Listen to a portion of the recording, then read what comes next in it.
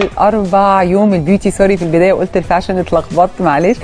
وزي ما قلت لكم النهارده حضروا ورقه وقلم لان النهارده وفقره انتوا بتحبوها جدا هي فقره الوصفات الطبيعيه.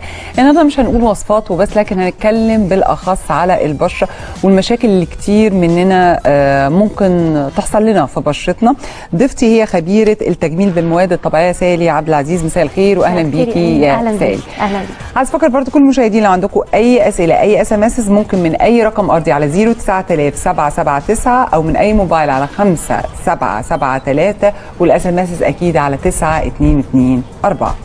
سالي بصي الناس يعني لو تقدر تعمل وصفات طبيعيه وترمي الكريمات هتعملها بالذات في مصر. ليه؟ هي بتحب الناس هنا بيموتوا في الوصفات الطبيعيه. فالنهارده انت هتساعدينا كده نحل بعض المشاكل. فلو نبدا طبعا اكبر مشكله وهي الهيئات السوداء. طبعا. طيب احنا هنعمل حاجه بسيطه جدا بس قولي لنا الاول اسبابها ايه؟ بصي الهالات طبعا معروفه ان هي في وراثيه وفي اللي بنكتسبها احنا من يعني الوراثيه دي خارج ان احنا نتكلم فيها، لكن الحاجات اللي احنا بنكتسبها بقى من يومنا مثلا طبعا السهر معروف. في حاجه مهمه كمان التلفزيون، ان احنا بنقعد قدام التلفزيون 45 دقيقه متواصل، دي مش لازم نوصل لها. يعني انا لازم اقفل عيني بعد 20 دقيقه او الف وشي اعمل اي حاجه تانية. التلفزيون، الكمبيوتر، الموبايل ان انا افضل بصاله، الحاجات دي كلها لازم ابعد عيني بالكتير بعد 20 دقيقه عن ليه بقى؟ لانه بيقفل مراكز الجسم. مجرد ما بتقفل بيبدا الدارك سيركلز دي تطلع وتغمق، يعني بتقفل كل حاجه، بتقفل كل حاجه في الجسم. فلازم علشان نحمي نفسنا نبعد شويه عن التلفزيون، نبعد كل 20 دقيقه. وكل الناس ما بتعملش حاجه غير ايدها في الموبايل، كلنا على الواتساب، على مش عارفه ايه، على المسج، على الفيسبوك، بس ما عنديش حالات لاني بجد ما بعديش 20 دقيقه لما ابعد. بتبعدي وشك. بالظبط. هنعمل بقى حاجه بسيطه لان انا شخصيتي ما بحبش التعقيد خالص قوي. يعني اول ما بلاقي خلطه فيها تعقيد يا اقفل التلفزيون يا اقول اللي بعده بقى اللي بعده بقى بالظبط. بس هنعمل بسيط، بس هنعمل حاجه بجد مفيده. ماشي، نبدا بقى. الهالات عندنا هنجيب الخياره. يهمني بقى في الخياره ايه؟ هم بس عملوا حاجه غلط ان هم قصوا دي مهمه جدا، راس الخياره الطرفين. هبص الكاميرا هنا ولا لا بصي لي انا مالكيش دعوه. طرفين الخياره دول اللي بيبقى فيهم اللبن العصاره بجد. الابيض اللي بيهمنا. بنخلطهم الراسين، بنحطهم هنا، بنقصهم وبنحطهم هنا. وبعدين معانا معلقه لبن بودره. يكون بقى ايه؟ لبن بودره مركز فيتامينات. دايما لما نجيب لبن البودره انت عارفه بتاع الاطفال فيه فيتامين مش عارفه ايه، دايما ناخد المركز الفيتامينز لانه بينفعنا في الموضوع ده. ومعلقه ماء زهر مش ماء ورد. ليه بقى زهر مش ورد؟ الورد شويه بينشف، يعني الورد نستعمله للبشرات الدهنيه قوي. الوصفه دي ايه؟ بتساعد على الترطيب، على التغذيه، على التفتيح وتفتيح. طب نقولها تاني. الخيار انت هتقطعيه؟ هناخد اهم بارت عندنا الراس، الحتتين اللي في الطرف بتوع الخياره. ونبشره ولا نعمل ايه؟ هنضرب في الخلاط. هنضرب في الخلاط كويس مع معلقه لبن بودره مركز بالفيتامينات. مع معلقه ماء الزهر. وهنضرب في الخلاط وهيتحط على الوش الماسك 45 دقيقه. على العين ولا على الماسك؟ على الوش كله؟ على المنطقه دي. اهم حاجه بقى في ال 45 دقيقه دول حاجه عايزه انه احنا ننام على كنبه رجلينا فوق مسنوده على الحيطه والراس لتحت علشان الدوره الدمويه كمان تتنشط وتمشي شويه. احنا كده حاطين ماسك فمش بنعمل حاجه.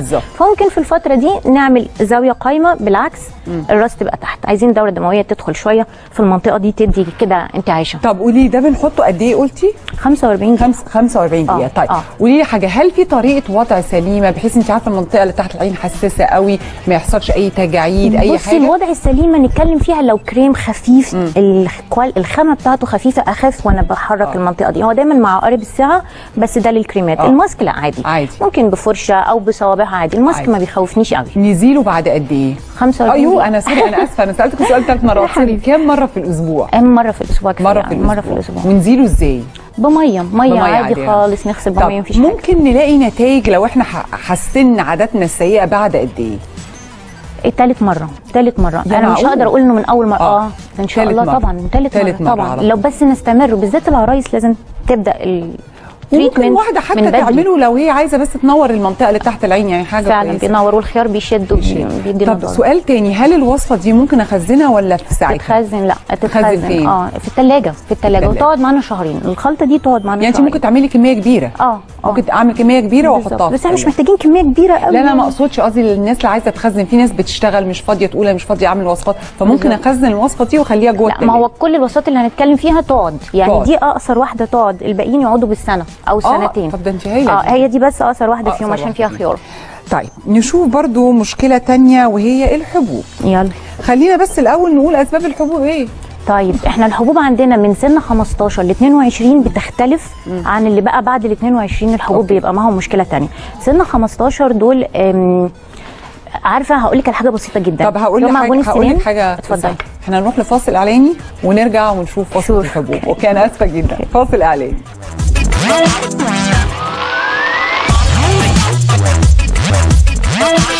ورجعنا لكم تاني، ويوم الاربعاء يوم البيوتي لسه مكملين مع خبيره التجميل بالمواد الطبيعيه سالي عبد العزيز. بس معانا اتصال يا سالي ناخده. معانا نرمين. مساء الخير يا نرمين.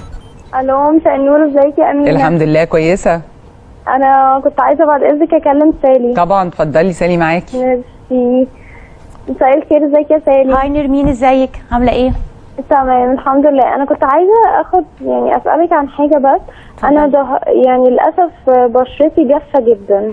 كذا حد نصحني ان انا اعمل ماسك الزبادي على عسل. قعدت بصراحه لشهور 3-4 شهور اعمله، لدرجه ان انا افرطت في استخدامه وبقيت اعمله مرتين في الاسبوع.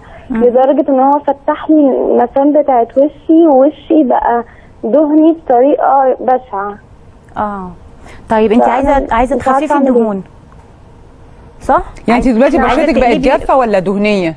بقت دهنيه. انا اصلا بشرتي جافه بس بقت دهنيه. بعد ما استخدمت الماسك ده بقت بشرتي دهنيه جدا. طب مغيره في اكلك؟ بتاكلي مكسرات، بتاكلي حاجات فيها لحوم بيضه، جبن، بتاكلي حاجات زي كده؟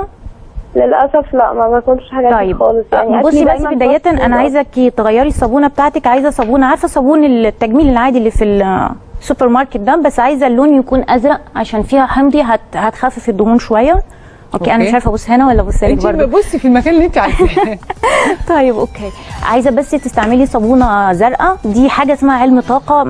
ما تساليش كتير لان شرحها طويل، بس استعملي لي صابونه لونها ازرق من غير ما اقول نوع. الصابونه يكون لونها ازرق. وعايزاكي ويا ريت برضو صابون اي نوع فيه مطهر، برضو ديتول والحاجات دي تستعمليه. توقفي بقى الماسك اللي انت شغاله عليه ده، توقفيه شويه. ومبدئيا بس مفيش حاجه قوي، لان انت اصلا اساسك كنت جافه. فانا خايفه ان انا انشف الدهون قوي وبسرعه تبقى جافه وما نعرفش نعالجها. يعني بس مبدئيا بس الصابونه يا ريت اتمنى. طيب نرجع بقى لسؤالنا قبل الفاصل، كان اسباب حب الشباب، عشان هنعمل وصفه دلوقتي. قلنا حب الشباب بيختلف من سن 15 ل 22 23 بيختلف. حاجه بسيطه جدا، معجون السنان وهنحطه لتسي مثلا ان انا عندي هنا حبايه بس هحطه كده بشكل تقيل كده. واسيبه 12 ساعه. معجون السنان انا عايزاه يبقى اي نوع، بس الفلورايد فيه مكتوب انه مركز. هتتساب كده 12 ساعه. 12 ساعه 12 ساعه. هنيجي بقى بعد ال 12 ساعه دول هنلاقي ايه؟ ان الحبايه دي اتنفخت. ما نخافش. ده معناه ان هي بتتفاعل، وبعد ال 12 ساعه دول هيمر 24 ساعه طبعا نكون مش شلناها يعني مش مشكله، بس بعد ما تنفخ هتلاقيها تاني يوم بقى نامت تماما وبدانا في مرحله ان هي مش موجوده تالت يوم. طيب قولي لي حاجه، طب الاثر بيبقى موجود ولا ده بيساعد كمان على ازاله الاثر؟ هو المشكله احنا عندنا في الاثر على فكره مش في الحبوب. المشكله عندنا في الاثر. ده مشكله هيبقى موجود لو لعبنا في الحبايه. ما هو في مرحله احنا مش ممكن نلعب فيها في الحبايه. طول ما الحبايه طريه وبتوجعني المفروض ما اقشرهاش خالص، المفروض نهائي. ما انا بقى لسه هتكلم انه اللي فوق ال 23 لان الاثنين بيشملوا نفس الموضوع. اللي فوق ال 23 الحبوب بتجيلهم عرضيه لانه ما عندهمش، هم مش سن مراهقه. يعني اكلوا حاجه بتنشط الخلايا الدهنيه والغدد الدهنيه زي مثلا اي حاجه، لان احنا الحبوب يا امينه بتبقى كامنه تحت البكتيريا، بتبقى كامنه تحت الجلد. مجرد ما ناكل حاجه بتعزز الخلايا الدهنيه زي المكسرات اللي لسه كنت بحكي لنرمين عليها، بتخلي البكتيريا تصحى من النوم وتطلع، تبدا بقى تطلع الواحد تلاقي عنده 40 سنه حبيتين 3 في وشه، تعرفي ان ده واكل مكسرات واكل حاجات فيها معززات للغدد الدهنيه. طب قولي لي كملي اتفضلي. الحبايه بقى ما يقشرهاش، ما يلعبش فيها، يستحمل معلش، الا لما تكون بدات الطرف بتاعها ناشف. لما يكون الطرف ناشف معناها انت في الامان، ممكن تشيلها. ولو اني ما بحبش، انا بحبذ انه نروح لمركز تجميل او مركز مختص بالبشره يشيلها لنا. لو شالها هتسيب، لو شالها وهي ناشفه مش هتسيب اثر، لو شالها وهي ناشفه وهي طريه هتسيب اثر. الاثر ده بقى يبقى هندخل في مرحله ثانيه، وطبعا الاثر هو اللي بيطول معانا، بيقعد من 2 ل3 نقعد نعالج فيه.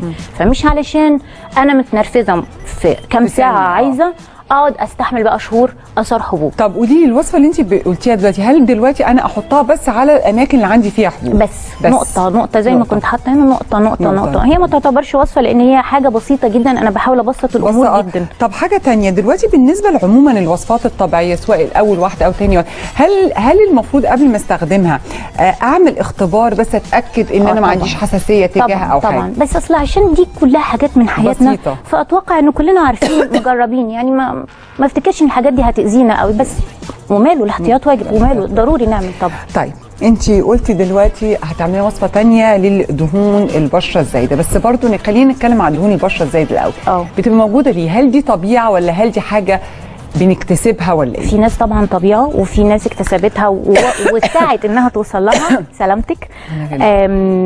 زي ما قلت برضو اكل الحاجات البيضاء، زي اللي نرمين اللي كلمتنا جبنه وصفه غلط وصفه غلط، عكست بشرتها تماما، حركت الدنيا تماما. اي حاجه بيضاء نبعد عنها لانها بتعزز جدا الخلايا الدهنيه. بيضاء بقى حتى الفاكهه، لو فاكهه بيضاء ما ناكلهاش. اللي عايز يبتعد عن الدهون نستعمل بقى الصابون الازرق من قلوي، حمضي. الاحماض لما تتحط على البشره الدهنيه بتظبطها.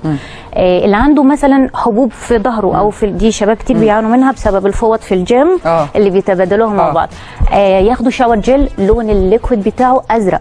هيفرق معاهم جدا. ما تستخفوش بقى بالحاجات البسيطه دي. لا خالص، جميله جدا وبتفرق جدا اكيد.